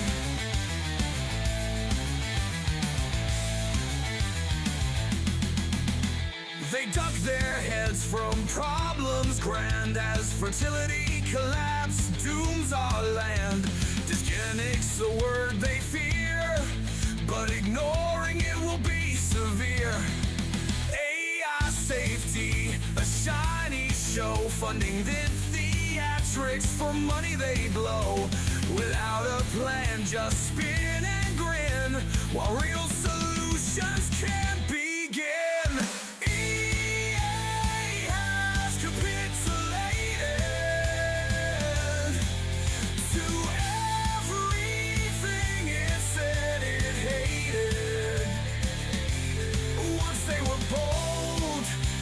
Just do what they are told. In caution they lost their way. Time for a hard EA. Our species at risk by the cowardice. It is time for a movement that empowered us. No more hiding under polite veneer. Don't make truth a stranger, let it draw near. Courage to speak what others won't say. That's the vow of hard EA. We need to call out flaws, not just chase applause. We'll shift the course back to what's true. Do good that's real, not just in view. Hard EA's beating heart so strong, raising a cause that's truly wrong. EA has capitulated.